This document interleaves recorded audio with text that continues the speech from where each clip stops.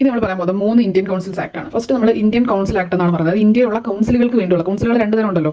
അതായത് സെൻട്രലിൽ ഒരു കൗൺസിൽ ഉണ്ട്, പിന്നെ പ്രൊവിൻസുകളിലും ഉണ്ട് കൗൺസിൽ. ഓക്കെ, അപ്പം act was mainly about structure, membership and functions of the governing councils. അപ്പം ഇന്ത്യയിലുള്ള കൗൺസിലുകൾക്ക് വേണ്ടിയാണ് ഇന്ത്യൻ കൗൺസിൽ ആക്ട് വരുന്നത്. അത് 3 ഉണ്ട്. 1861, 1892, 1909, 3 വർഷങ്ങളിലുണ്ട്. കൗൺസിലിന്റെ സൈസിൽ മാറ്റം വരുത്താനും കൗൺസിലിന്റെ പവേഴ്സ് അതൊക്കെ തന്നെ ഹൗ മെമ്പേഴ്സ് വെയർ ചോസൺ, അപ്പോൾ അതൊക്കെ ഒരു ചേഞ്ച് ചെയ്യാനൊക്കെ വേണ്ടിയാണ് എന്ത് ചെയ്യുന്നത് ഇന്ത്യൻ കൗൺസിൽസ് ആക്ടിന്റെ മെയിൻ ഫംഗ്ഷൻ എന്ന് പറയുന്നത്. ഒന്ന് ഓർത്ത് വയ്ക്കുക. നമുക്ക് ഫസ്റ്റ് ഇന്ത്യൻ കൗൺസിൽ ആക്ട് നോക്കാം.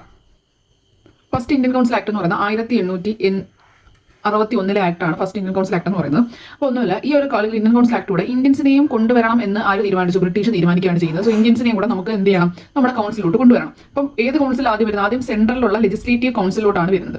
ഓക്കെ, സെൻട്രൽ ലെജിസ്ലേറ്റീവ് കൗൺസിലോട്ട് വൈസ്രോയുടെ കൗൺസിലാണ് നമ്മൾ സെൻട്രൽ ലെജിസ്ലേറ്റീവ് കൗൺസിൽ എന്ന് പറയുന്നത്. അപ്പോൾ വൈസ്രോയുടെ കാനിങ്.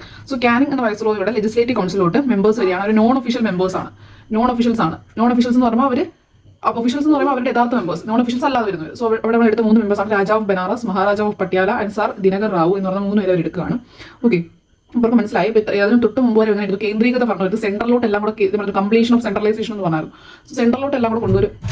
സോ എപ്പോഴും സെൻട്രലൈസേഷൻ അടുത്ത് കണ്ടുകൊണ്ടിരുന്നത്. അപ്പോൾ സെൻട്രലൈസേഷൻ വേണ്ടെന്ന് അവർ തീരുമാനിച്ചു. കാരണം വെച്ചാൽ അതിന് മുന്നേ വരെ ഗവർണർ ജനറൽ ഓഫ് ഇന്ത്യ ഉണ്ടായിരുന്നു. അതിനാണ് ഒരു വൈസ്രോയി ആക്കിയത്. സോ അവിടെ എന്തുവായിരുന്നു? ആ ഒരു പുള്ളിയായിരുന്നു മെയിൻ. ബാക്കിയുള്ളവരുടെ എല്ലാവരുടെയും ഇവരാണ് നോക്കുന്നത്. അപ്പോൾ ഇതെന്തോ കേന്ദ്രീകൃത ഭരണം ഏകദേശം അവസാനിക്കുകയാണ്. അതായത് എല്ലാ തലങ്ങളിലും, അതായത് ഇപ്പം സെൻട്രലിലും പിന്നെ അതായത് സെൻട്രൽ ലെജിസ്ലേറ്റീവ് കൗൺസിൽ അങ്ങനെ തൊട്ട് താഴെ അങ്ങനെ തിരിയാണ്. അപ്പം it also provided the establishment of new legislative councils for, അതായത് അവരുടെ ഓരോ സ്ഥലങ്ങളിലും അവർ ലെജിസ്ലേറ്റീവ് കൗൺസിൽ കൊടുക്കുകയാണ്. ബംഗാളിൽ 1862 വന്നു. വെസ്റ്റേൺ പ്രൊവിൻസുകളിൽ 1886 വന്നു. പഞ്ചാബിൽ 1897 കൗൺസിൽസ്, അതായത് ലെജിസ്ലേറ്റീവ് കൗൺസിൽ രൂപപ്പെടുന്നത്. പിന്നെ രണ്ടാമത്തെ കേസ് എന്ന് പറഞ്ഞാൽ പോർട്ട്ഫോളിയോ സിസ്റ്റം ഇൻട്രോഡ്യൂസ് ചെയ്തത്. ഓരോരുത്തർക്കും ഓരോ വകുപ്പ് വെച്ച് വീതിച്ച് മാറിയതും Indian councils act 1861. So portfolio system introduced by Lord Canning. ഇത്രയാണ് നമുക്ക് ഇതിനകത്ത് പറയാനുള്ളത്. ഇതിന് അടുത്താണ് 1892 ഇന്ത്യൻ കൗൺസിൽസ് ആക്ട് എന്ന് പറയുന്നത്. 1885 ഇന്ത്യൻ നാഷണൽ കോൺഗ്രസ് രൂപീകരിക്കുന്നുണ്ട്. സോ അതിന്റെ ഫലമായിട്ട് കുറച്ചും കൂടെ നോൺ ഒഫീഷ്യൽ മെമ്പേഴ്സിനെ എടുക്കണമെന്നുള്ള തീരുമാനം അവർ മുന്നോട്ട് വയ്ക്കുന്നതിന്റെ ഫലമായിട്ട് ലെജിസ്ലേറ്റീവ് കൗൺസിലിനകത്ത് നോൺ ഒഫീഷ്യൽ മെമ്പേഴ്സ് കൂടുകയാണ്. പിന്നെ മാത്രമല്ല ഈ നോൺ ഒഫീഷ്യൽ മെമ്പേഴ്സിന് ബഡ്ജറ്റിൽ ഡിസ്കഷൻ ചെയ്യാം. പക്ഷേ ഡിസ്കഷൻ ചെയ്യാമെങ്കിൽ ഒരു ക്വസ്റ്റനൊക്കെ ചോദിക്കാൻ പറ്റും. സപ്ലിമെന്ററി ക്വസ്റ്റൻ ഒന്നും ചോദിക്കാൻ പറ്റത്തില്ല. സോ മാത്രമല്ല നമുക്ക് ഇൻഡയറക്ട് ഇലക്ഷൻ പോലെ നമുക്ക് പരിഗണിക്കാം. പക്ഷേ ഇൻഡയറക്ട് എന്ന വാക്ക് അവർ ഉപയോഗിച്ചില്ലെങ്കിൽ പോലും ഇൻഡയറക്ട് ഇലക്ഷൻ പോലെ നമുക്ക് നോക്കാം. അതാണ് ഇന്ത്യൻ കൗൺസിൽസ് ആക്ട് 1892 എന്ന് പറയുന്നത്.